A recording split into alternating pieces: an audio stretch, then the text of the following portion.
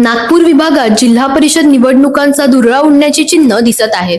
कारण 0 आरक्षणाच्या मुद्द्याला सर्वोच्च न्यायालयानं पूर्णविराम दिलाय. राज्य सरकारने जिल्हा परिषद निवडणुकीसाठी सर्कल निहाय चक्राकार पद्धत रद्द करून नव्याने आरक्षण लागू करण्याचा निर्णय घेतला होता. या निर्णयाला आव्हान देण्यात आलं होतं, पण उच्च न्यायालयाप्रमाणेच आता सर्वोच्च न्यायालयानेही सर्व याचिका फेटाळून लावल्या आहेत. त्यामुळे जिल्हा परिषद निवडणुकीचा मार्ग मोकळा झाला. गेल्या महिन्यातच जिल्हा परिषदेच्या सर्कल रचनेची अधिसूचना राज्य सरकारने काढली होती.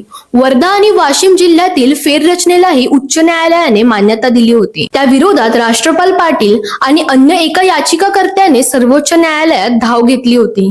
आज झालेल्या सुनावणीत न्यायालयाने त्यांची याचिका सुरुवातीच्या टप्प्यातच फेटाळून लावली. या खटल्यात राज्य सरकारच्या बाजूने सॉलिसिटर जनरल तुषार मेहता यांनी युक्तिवाद केला, तर याचिकाकर्त्यांकडून वरिष्ठ विधिज्ञ मुकुल रोहतगी यांनी बाजू मांडली. राज्यात अनेक नवीन नगरपालिका आणि नगर परिषदांची निर्मिती झाली आहे. त्यामुळे काही ठिकाणी जिल्हा परिषद सर्कल कमी झाले, तर काही ठिकाणी वाढले आहेत.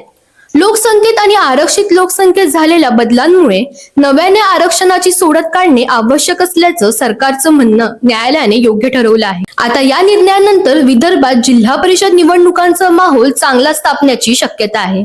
सर्वोच्च न्यायालयाच्या या निर्णयामुळे विदर्भात निवडणुका तापतील का, यावर तुमचं काय मत आहे आम्हाला कमेंटमध्ये जरूर सांगा.